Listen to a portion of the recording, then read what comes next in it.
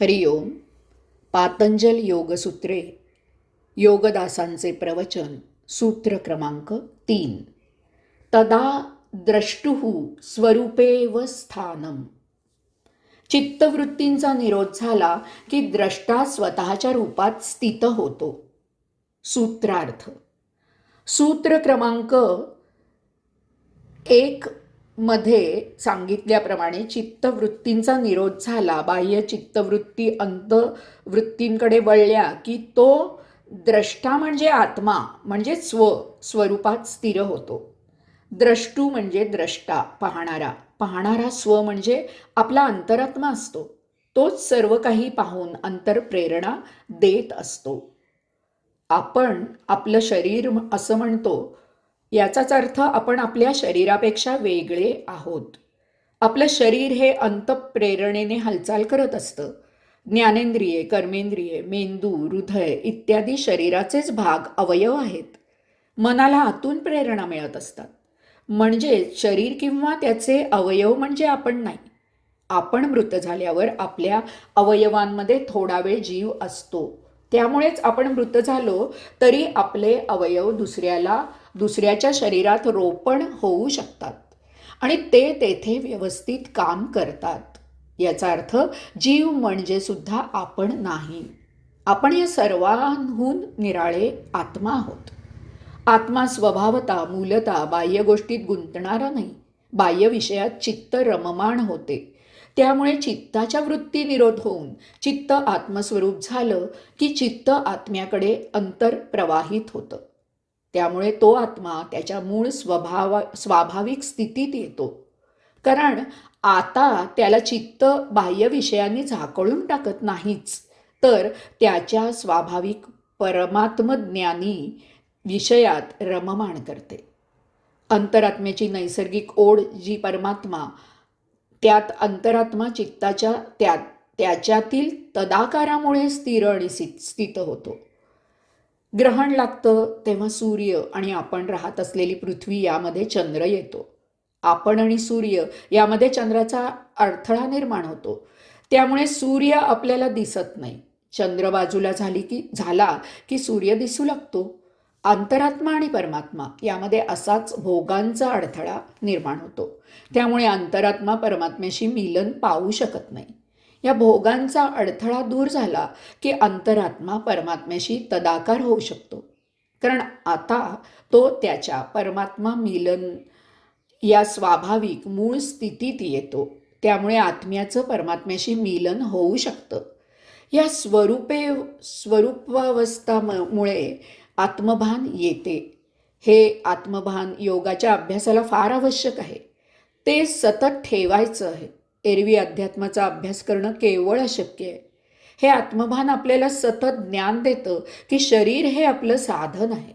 त्याचे फाजील लाड पुरवण्याचं कारण नाही. त्याच्याकडून सतत काम करून घेण्यासाठी त्याला योग्य आहार देऊन धष्टपुष्ट ठेवणं आवश्यक आहे. नियमित योगासने करून ते निरोगी ठेवणे हे आपले प्रथम कर्तव्य आहे. त्याचं रक्षण करणं अत्यावश्यक आहे. याचप्रमाणे आपले मन सतत विवेकाचा लगाम लावून निर्विकारी ठेवायला पाहिजे. शरीराला आणि मनाला आत्म्याच्या सेवेला झुंपायचं ही आपली जबाबदारी आहे. येथे श्री समर्थ रामदास स्वामींचं उदाहरण पाहण्यासारखं आहे. श्री समर्थांनी जेव्हा जप तप स्वाध्याय सुरू करायचं ठरवलं तेव्हा त्यांनी एक फार महत्त्वाची गोष्ट मनात दृढ केली. आपले शरीर बळकट दणकट पाहिजे. कारण शरीर निरोगी सुदृढ असल्याशिवाय तपश्चर्या होणं शक्य नाही. याची खूणगाठ श्री समर्थांनी मनाशी पक्की केली. त्यासाठी त्यांनी जप तप स्वाध्याय याचबरोबर व्यायामाला तितकंच महत्त्व दिलं. स्वतः श्री समर्थांचं शरीर बलदंड पिळदार होतंच, परंतु त्यांनी त्यांच्या शिष्यांना व्यायामाचे महत्त्व पटवून दिले.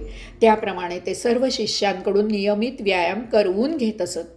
दुसरी तितकीच महत्त्वाची गोष्ट म्हणजे मनाच्या एकाग्रतेची. मनाचा चंचलपणा अध्यात्माला मारक असतो. मनाच्या या चंचलतेमुळेच मन भोगात गुंतून राहतं. त्यासाठी त्यांनी मनाचे श्लोक लिहिले. त्यामध्ये मनाला उपदेश केलेला आहे. मन आवश्यक तेवढेच संसारात घालावे, त्याला सतत काबूत ठेवून प्रभुचरणी लावावे. आपल्या शिष्यांप्रमाणेच सर्वसामान्य जनांना मनाच्या चंचलतेला आवर घालता यावा, हा हेतू त्यामागे होता. अशा प्रकारे श्री समर्थांनी निरोगी शरीर आणि निर्विकारी मन याला सर्वप्रथम महत्त्व दिलं. अशा प्रकारे योगाधिराज पातंजलींनी योगाचा अभ्यासक्रम दिला आहे.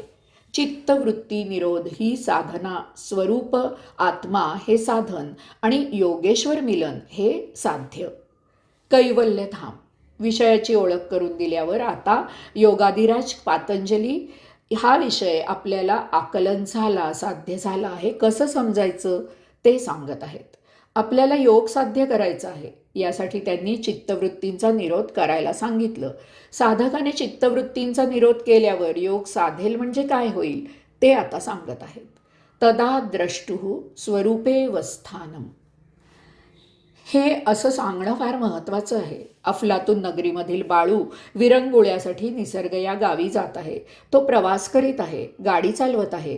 त्याने निसर्ग गाव येईपर्यंत गाडी चालवायची आहे. म्हणजे गाडी किती चालवायची आहे याची बाळूला माहिती पाहिजे. नाहीतर निसर्ग गाव मागे टाकून बाळू मैल 2 मैल पुढं निघून जाईल. यासाठी मुक्काम कुणीकडे करायचा आहे त्याची माहिती पाहिजे. याचप्रमाणे काय केले म्हणजे काय घडेल त्याची माहिती पाहिजे. यास्तव योगाधिराज पातंजली सांगत आहेत की चित्ताच्या वृत्तींचा निरोध झाला की योग प्राप्त होईल आणि त्यामुळे द्रष्टा स्वरूपात अवस्थित होईल. आत्मा भोगाने झाकोळलेला न राहता आपल्याला आत्म्याची त्याच्या मूळ स्वरूपात प्रचिती येईल. स्फटिकाचा तुकडा जर आपण लाल रंगाच्या कागदाने झाकला तर तो स्फटिकाचा तुकडा आपल्याला लाल रंगात दिसेल, अवस्थित होईल. किंवा आपण तोच स्फटिकाचा तुकडा निळ्या रंगाच्या कागदाने झाकला तर स्फटिकाचा तोच तुकडा आपल्याला निळ्या रंगात दिसेल, अवस्थित होईल. परंतु जर आपण कागदाचा तुकडा बाजूला काढला तर तो स्फटिकाचा तुकडा आपल्याला स्फटिकासारखा दिसेल, अवस्थित होईल. याचा अर्थ स्फटिकाचा तुकडा दोन्ही वेळेला कोणताही बदल न होता जसा आहे तसाच होता. बदल होत होता तो वरच्या कागदात, द्रष्ट्याचे तसेच होते. चित्ताच्या वृत्तीमुळे द्रष्टा आपल्याला चित्ताप्रमाणेच अवस्थित होऊ लागतो. याचा अर्थ चित्त जे काही वृत्तीनुसार वागते ते तो द्रष्टा वागत आहे असे आपल्याला भासते, वाटते. वास्तव तसे नसते. चित्तच मधल्यामध्ये वेगळे वागते. म्हणून आता तर चित्ताच्या वृत्ती निरोध झाल्या तर चित्त द्रष्ट्याला अपेक्षित असे वागेल. त्यामुळे द्रष्टा जसा आहे तसा आपल्याला आकलन होईल किंवा दुसऱ्या शब्दात चित्त शांत होईल, म्हणजे अमन अवस्था प्राप्त होईल. चित्त, देह, इंद्रिय यांच्या आहारी न जाता त्यांचा उपयोग द्रष्ट्याच्या सेवेला व्हावा म्हणून त्यासाठी झटेल. हे कसं होतं ते थोडक्यात पाहूया. चित्त हे बाहेरील दृश्याने परिणाम पावतं. वास्तविक चित्ताने बाह्य विषयांमुळे परिणामित व्हायचं कारण नाही. कारण चित्ताचं काम बाहेरील दृश्य हे इंद्रिय, बुद्धी यांच्याद्वारा जसं आकलन झालं तसं जसंच्या तसं आत्म्याला दृक करणं, दाखवणं एवढंच आहे. जे काही दृश्य बाहेर आहे ते अंतस्थ आत्म्यासाठी आहे. देहधारणा आत्म्यासाठी, आत्म्यामुळे, आत्म्यामधून झालेली असते. ती त्याच्यासाठी असते. परंतु मानवाला प्रगल्भ बुद्धी, उत्क्रांत आणि विकसित मेंदू आहे. त्याची इंद्रिय बाह्य विषयांमुळे सुखावतात. या इंद्रिय सुखाची माणसाला सवय आणि हळूहळू चटक लागते. त्यांच्या सुखासाठी मेंदू कार्य करू लागतो. यामुळे मधल्यामध्ये बाह्य दृश्यांचा इंद्रियच उपभोग घेऊ लागतात. हे विषय आत्म्यापर्यंत पोहोचतच नाहीत. राजाकरता तयार केलेले सुग्रास जेवण मधल्यामध्ये आचार्यांनी आणि वाढप्यांनीच खाऊन संपवावे. राजापर्यंत जेवण ज्याच्यासाठी तयार केले आहे त्याच्यापर्यंत ते पोहोचूच नये, तसा काहीसा प्रकार होतो. अशावेळी आचारी आणि वाढपी यांना जरब बसवणारी, त्यांना निष्प्रभ करणारी व्यवस्था जर अस्तित्वात आली तर जेवण राजाकडे पोहोचू लागेल. मग आचारी आणि वाढपी हेच राज्य करत आहेत ही भ्रांतिमय अवस्था नष्ट होऊन खरा राजा अवस्थित होईल. जे ज्याच्यासाठी आहे ते त्याला मिळू लागेल. येथे योगाधिराज पातंजली एक फार फार महत्त्वाची गोष्ट सांगत आहेत. चित्ताच्या वृत्तींचा जेव्हा निरोध होतो आणि जेव्हा द्रष्टा त्याच्या स्वरूपात अवस्थित होतो तेव्हा योग प्राप्त होतो. त्यांना सांगायचे आहे की हाच शेवटचा मुक्काम आहे. येथे दोन गोष्टी स्पष्ट होतात. एक म्हणजे हाच शेवटचा टप्पा आहे. येथेच परम आत्म्यात विलीन होण्याची प्रतीक्षा करायची आहे. अफलातून नगरीमधून प्रवासाकरता निघालेल्या बाळूला पुढे जायचं नाही. निसर्ग हाच त्याचा शेवटचा थांबा आहे. येथेच त्याने कंटाळा नष्ट करायचा आहे. एवढेच नव्हे तर त्याचा कंटाळा येथेच आपोआप नष्ट होईल. कारण तो आता त्याचा व्यवसाय, भौतिक व्यवहार विसरून तो पार करून आलाय. येथे येऊन शांतपणे प्रतीक्षा करायची आहे. येथे जर त्याला व्यापाराची आठवण होऊ लागली किंवा तो पत्नीशी सांसारिक भांडण करू लागला तर त्याचा या प्रवास करून येण्याला काहीच अर्थ नाही. येथे बाळू सर्व विसरला तरच त्याचा हेतू साध्य झाला असं समजायचं. साधक चित्तवृत्ती निरोध करून त्या चित्तवृत्ती निरोधावस्थेत स्थित झाला, तो भौतिक गोष्टींना, दृश्याला साक्षी राहू लागला तरच त्याला योग प्राप्त झाला. साधक आता योगी झाला. द्रष्टा, अंतरात्मा, साधक, योगी हे शब्द अर्थहीन झाले. या मुक्कामावर साधक प्रतीक्षा करत आहे. त्याच्यात विलीन व्हायची वाट पाहत आहे. कारण हे विलिनीकरण आपोआप घडणार आहे. मधल्या काळात पुनर्जन्म झाला तर त्या देहाकडून परमात्म्याला अपेक्षित कार्य घडेल. आता हा अखेरचा मुक्काम हा चिर आनंदाचा विसावा. याला योगाधिराज पातंजलींनी कैवल्य प्राप्ती असं म्हटलेलं आहे. बाहेरील दृश्याचा स्वामी अंतरात्मा ही सृष्टीलीला देह, इंद्रिय, चित्त याद्वारे पाहू लागतो. हे पाहणे, साक्षी राहणे हेच कैवल्य आहे. शरीरातील आत्मा जेथे वास करतो तेच कैवल्य धाम आहे. देह, इंद्रिय यांच्या भौतिक सुखासाठी चित्त झटू लागतं, काम करतं, तेव्हा आपल्या शरीराचा नरक होतो. उपभोगांना सोकावलेला देह अशी त्याची संभावना केली जाते. वास्तविक आत्म्याने देह हा कैवल्य धाम म्हणून स्वीकारलेला असतो. या कैवल्य धामात वास्तव्य करून साक्षी भावनेने सुखे नैव सृष्टीलीला पाहत मुक्तीची प्रतीक्षा करणे हाच खरा चिर आनंद आहे.